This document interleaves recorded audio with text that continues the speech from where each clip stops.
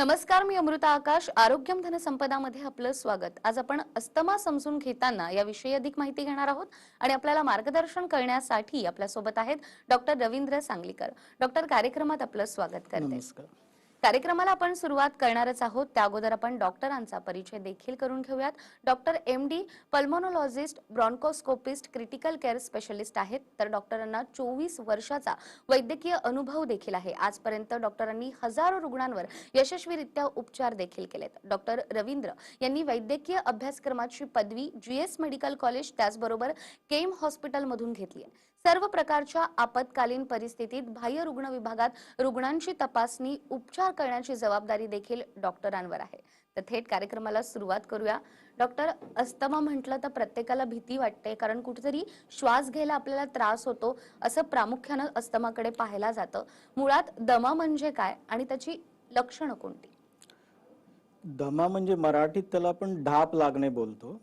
Medical language मध्ये आपण बोललं तर त्याचं डेफिनेशन लाईक दमा म्हणजे it is nothing but a chronic airway obstruction inflammation associated with underlying bronchial hyperreactivity which leads to airway obstruction, mucus hypersecretion and which causes cough, dyspnea, chest tightness and breathlessness. तर याचा अर्थ असा की दम्यामध्ये श्वासनळीला सूज येते आणि ही सूज आल्याच्यामुळे श्वासनळीची साईज कमी होते आणि त्यामुळे पेशंटला छातीमधून सीटी सारखा आवाज, त्याला व्हीजिंग बोलतात, आणि जी सूज येते त्याच्यामधून काही सिक्रेशन येतात, त्यामुळे कफिंग होतं. पण ही मोस्टली कफ ड्राय प्रमाणामध्ये असतो आणि काही वेळा चिकट असं त्याच्यामधून एक्सपेक्टोरेशन येऊ शकतं. त्याच्याच बरोबर पेशंटला जास्त करून चेस्टमध्ये आवळल्यासारखं वाटतं आणि पुढे जास्त करून जास्त धाप लागते. आपण दमा बोललं तर दमा हा एक ॲलर्जीचा प्रकार आहे आणि ॲलर्जी ही जेनेटिक असते. जेनेटिक हे जे ॲलर्जीचे जीन्स असतात त्याच्यामुळे 5 प्रकारचे माणसांमध्ये लक्षणं दिसून येतात. एक म्हणजे सततची सर्दी होणं, खोकला येणं. त्याच्यानंतर दुसरा आहे दमा, हा एक ॲलर्जीचा मेन प्रकार आहे. तिसरा अर्टिकेरिया म्हणजे अंगावर पित्त उठणं. चौथा एक्झिमा म्हणजे बॉडीमध्ये कुठेही जखमा होऊन त्याच्यामध्ये खाज येणं, पाणी येणं. आणि पाचवा एक फिवरचा प्रकार, त्याला हे फिवर असं बोलतो. त्यामुळे दमा हा आजार ज्या वेळेला हा अनुवंशिक आजार आहे, तो फॅमिलीमधून जातो आणि त्यामुळे त्याच्यामध्ये जेव्हा पेशंटला दमा येतो, काही वेळा त्याला अचानकच अटॅक येतो आणि त्याला जास्त धाप लागते.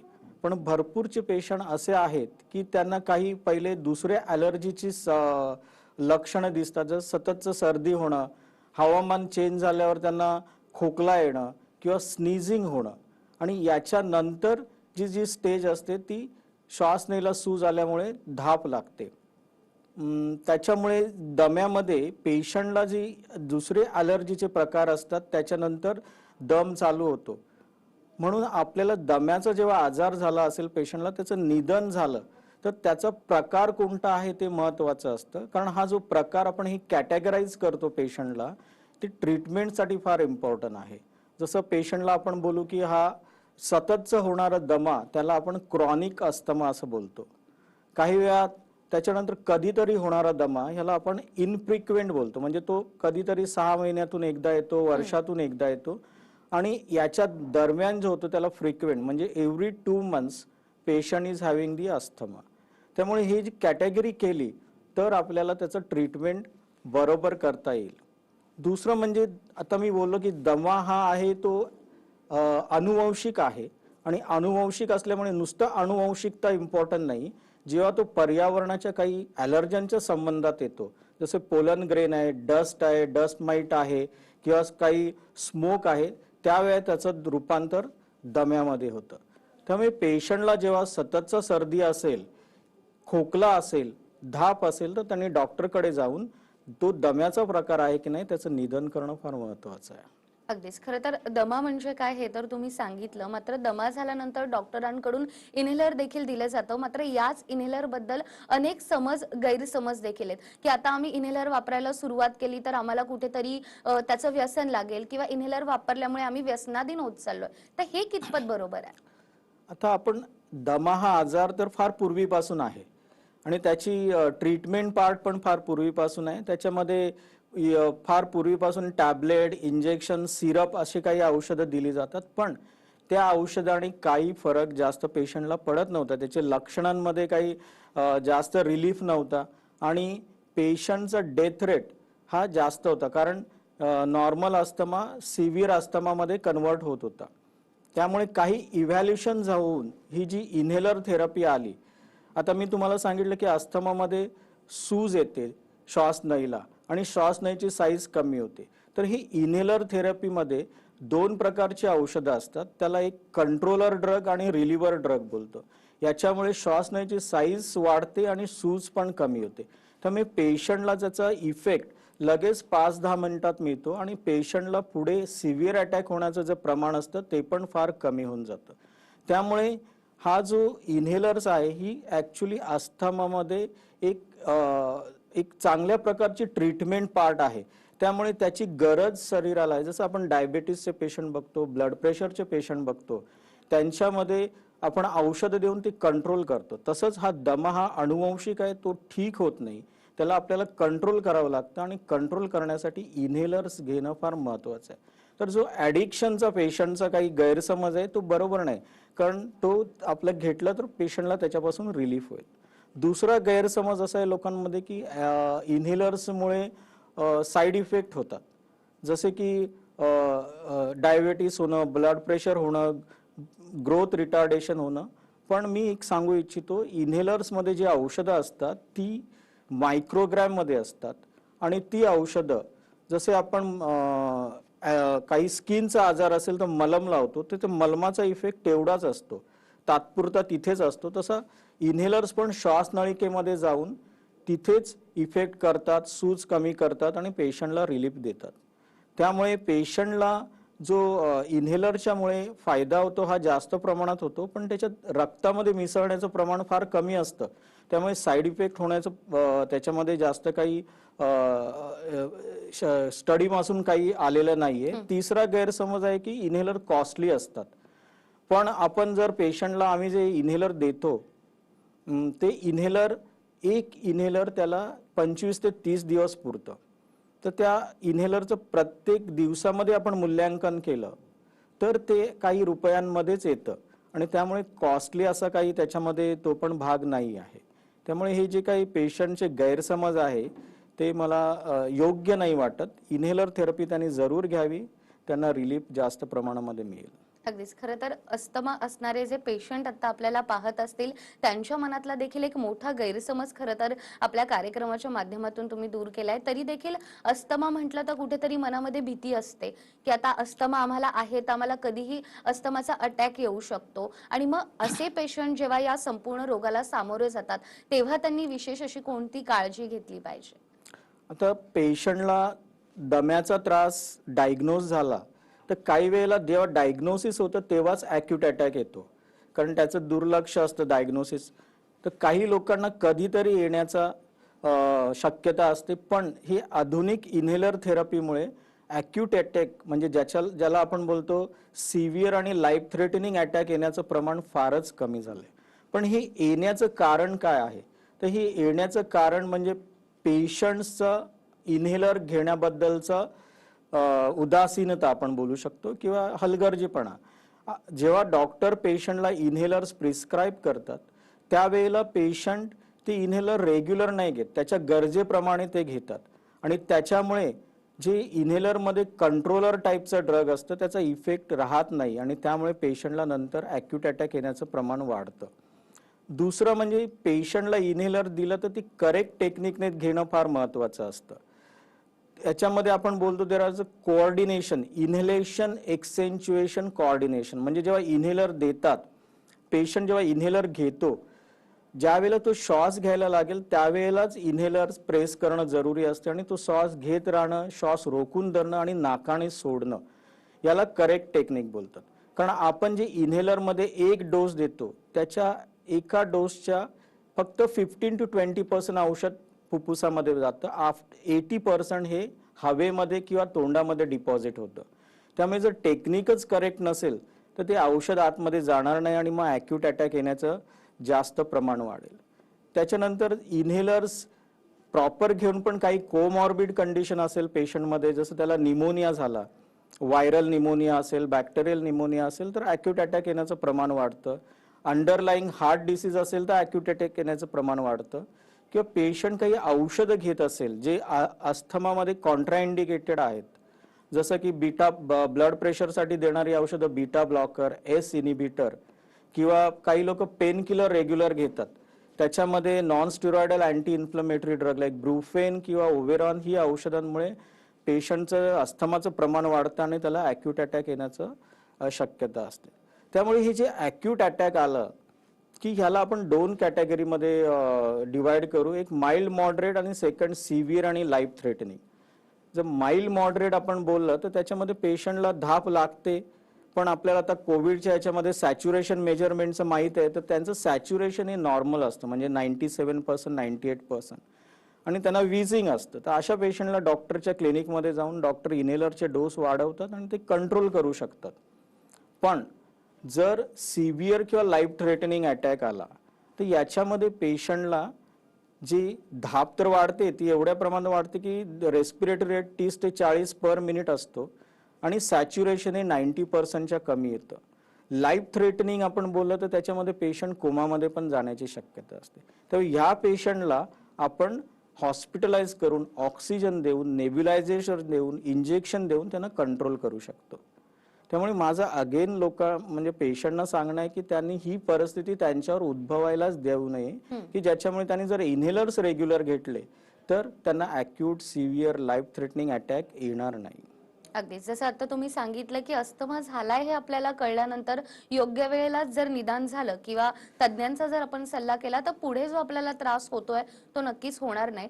तुम्ही इन्हेलरचे समज गैरसमज सांगितले, मात्र असाही अनेक वेळेला आपण समज गैरसमज पाहतो की दररोज जर आम्ही इन्हेलर वापरलं तर आम्हाला त्याचा त्रास होऊ शकतो किंवा दररोज ते वापरू नये. तर हे नेमकं किती खरं आहे? कारण असे हजारो पेशंट तुम्हाला विचारत असतील की आता आम्हाला याचं ॲडिक्शन झालेलं आहे, त्याबद्दल काय सांगाल? आता प्रत्येक पेशंटचं तेच असतं की ॲडिक्शन किंवा त्यांना ते औषध घ्यायचं नसतं. पण मला एक सांगायचं, मी इनिशियली कॅटेगराईज केले अस्थमाला क्रॉनिक, पर्सिस्टंट, फ्रिक्वेंट आणि इनफ्रिक्वेंट. तर इन्हेलर घ्यायची गरज कोणाला असते? ज्यांना क्रॉनिक अस्थमा असतो किंवा ज्यांना फ्रिक्वेंट अस्थमा असतो त्यांना रेग्युलर इन्हेलर घेण्याची गरज असते. पण पुढे जर त्यांचा अस्थमा कंट्रोल झाला आणि ते क्रॉनिक म्हणून फ्रिक्वेंट इनफ्रिक्वेंटमध्ये कन्वर्ट झाले तर आपण जे इन्हेलरचं जे प्रमाण आहे ते कमी करू शकतो. पण इन्हेलर हे जे आहे ते ॲक्च्युली श्वासनलिकेची सूज कमी करतं, श्वासनलिकेची साईज वाढवतं, पेशंटला रिलीफ देतं. त्याच्यामुळे त्याची जी लाईफस्टाईल असते तो मेंटेन करू शकतो. त्याच्यामध्ये कुठलंही रेस्ट्रिक्शन त्याला करण्याची गरज नाही. Even he can participate in the sports, एवढ्यापर्यंत तो अस्थमाची ट्रीटमेंट घेऊन सगळं काही करू शकतो. त्यामुळे जसं आपण ब्रश करतो दर दिवशी कशासाठी, तर आपले दात क्लीन राहावे म्हणून. आपण ते बोलत नाही की त्याची आपली हॅबिट आहे ती आणि ती हॅबिट बॅड आहे. आपण जेवतो कशासाठी, तर आपल्याला त्याच्यामुळे एनर्जी मिळते आणि आपली बॉडीची इम्युनिटी वगैरे मेंटेन राहते. तसंच इन्हेलर हे तुमच्या अस्थमासाठी जरूरत आहे त्याची, की त्याच्यामुळे तुमची लाईफस्टाईल मेंटेन राहील, तुम्हाला त्रास होणार नाही आणि ॲक्यूट सिव्हिअर अटॅकमध्ये तुमचं कन्व्हर्शन होणार नाही. अगदीच डॉक्टर. त्याचबरोबर गेल्या 24 वर्षांपासून तुम्ही या क्षेत्रात आहात. हजारो रुग्णांना आतापर्यंत तुम्ही बरं केलंय. त्यामुळे दमा आणि इन्हेलर बद्दल तुम्हाला सर्वसामान्य अशा कोणत्या शंका किंवा प्रश्न रुग्ण विचारत असतात की आम्हाला हा त्रास होतोय, अशा कोणत्या कॉमन समस्या आहेत? इन्हेलर्स बद्दल, त्याचबरोबर दम्याबद्दल देखील. दम्याबद्दल ॲक्च्युली काही पेशंट असे येतात की त्यांचे काही क्वेश्चन्स असतात, जसे दमा हा इन्फेक्शियस आहे का, तो कम्युनिकेबल डिसीज आहे का, माझ्यामुळे माझ्या घरातल्या लोकांना काही त्रास होईल का, मी मला स्वतःला आयसोलेट करून घेऊ का. तर मी इनिशियली पण सांगितले, दमा हा जेनेटिक आजार आहे, अनुवंशिक आजार आहे. तो एका जनरेशन पासून दुसऱ्या जनरेशनमध्ये जातो आणि काही वेळा तो जनरेशन स्किप पण करतो.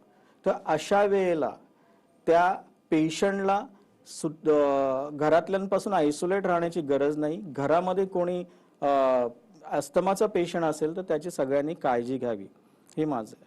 दुसरं असं मला एक अनुभव आला की एक 60 वर्षाचे ग्रहस्थ, त्यांना असंच दम लागत होता आणि मी त्यांना त्यांच्या सगळ्या टेस्ट केल्या, त्यांची हिस्ट्री घेतली, एक्झामिनेशन करून त्यांना अस्थमा म्हणून डायग्नोज केलं.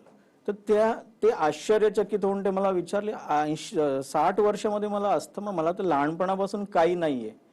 पण ज्यांना जेनेटिक आजार म्हणजे ज्यांना अनुवंशिकता आहे त्या लोकांना दमा हा कोणत्याही वर्षामध्ये, वयाच्या कोणत्याही वर्षामध्ये होण्याची शक्यता असते. जास्त करून तो बालदमा लहानपणी होतो, काही लोकांना ॲडल्ट याच्यामध्ये होतो, पण काही लोकांना तो ओल्ड एजामध्ये पण होतो. त्याला आपण लेट ऑनसेट ब्रॉन्कियल अस्थमा म्हणतात. इन्हेलर बद्दल पण लोकांच्या अशाच समस्या आहेत. पण त्याच्यामधली एक मला आठवते ती अशी आहे की एक गरोदर स्त्री होती, तिला अस्थमाचा अटॅक होता आणि तिला मी इन्हेलर्स प्रिस्क्राईब केले. तर तिने मला विचारलं की मला तर आता मी गरोदर आहे, तर मला इन्हेलर्स घेणं गरजेचं आहे का आणि ते सेफ आहेत का. आणि दुसरं तिने एक फनी क्वेश्चन विचारला, तो म्हणजे माझं जन्मणारं बाळ आहे त्याला पण इन्हेलर्स ची सवय लागेल, म्हणजे असं तिचं एक क्वेश्चन होतं. पण मी एक सांगू इच्छितो, एकतर प्रेग्नन्सीमध्ये इन्हेलर सेफ आहेत, त्यांचा कुठलाही साईड इफेक्ट बाळावर होऊ शकत नाही किंवा आईवर होत नाही. दुसरं म्हणजे जर इन्हेलर घेतला नाही आणि दमा अनकंट्रोल राहिला तर आईला ऑक्सिजनची मात्रा शरीरामध्ये कमी जाईल, त्याच्यामुळे बाळाला पण ऑक्सिजन गर्भावस्थेमध्ये कमी मिळेल आणि याच्यामुळे आपण त्याला बोलतो IUGR, इंट्रायुटेराइन ग्रोथ रिटार्डेशन, असं बाळाचं होण्याची शक्यता असते. त्याची योग्य वाढ गर्भामध्ये होणार नाही आणि त्यामुळे इन्हेलर रेग्युलर घेणं जरुरी आहे. सेकंड म्हणजे जर आईने इन्हेलर घेतला नाही आणि तिचा अस्थमा अनकंट्रोल राहिला तर तिला प्रीटर्म डिलेव्हरी होण्याचे चान्सेस जास्त होतात आणि या प्रीटर्म डिलेव्हरीमध्ये मग बाळाला अस्थमा नंतर होण्याची शक्यता वाढते. त्यामुळे ते इन्हेलर्स हे घेणं फार जरुरी आहे. अगदीच. त्यामुळे जे प्रेक्षक आता हा कार्यक्रम पाहतात आहे, इन्हेलर किती महत्वाचं आहे आणि ते रेग्युलर घेणं देखील तितकंच महत्वाचं आहे, याविषयी आपल्याला डॉक्टर माहिती देतातच आहे. याविषयी आपण डॉक्टरांकडून आणखीनही माहिती घेणार आहोत एका छोट्याशा ब्रेकनंतर. ब्रेकनंतर पुन्हा एकदा आरोग्यम धनसंपदामध्ये आपलं स्वागत. आज आपण अस्थमा समजून घेताना याविषयी अधिक माहिती घेतोय आणि आपल्याला मार्गदर्शन करतायत डॉक्टर रवींद्र सांगलीकर. डॉक्टर, पुन्हा एकदा आपलं स्वागत करते. ब्रेकवर जाण्यापूर्वी जसं तुम्ही सांगत होते, बालदमा देखील होतो आणि मग जसं जसं वय वाढत जातं कधीतरी तो त्रास कमी देखील होतो, कधीतरी तो त्रास वाढतो देखील. प्रत्येकाच्या शरीर रचनेवर ते खरं तर अवलंबून असतं. तर बालदमा म्हणजे काय आणि लहान मुलांना देखील आपण इन्हेलर सुचवता, तर त्याचा काही त्रास मग या मुलांना होतो का? आपण बालदमा बोललो तर त्याचं पण आपण 3 प्रकारे कॅटेगराईज करू. एक म्हणजे पहिल्या 2 वर्षात होणारा दम, जसं जन्मल्यापासून पहिल्या 2 वर्षात होणारा दम.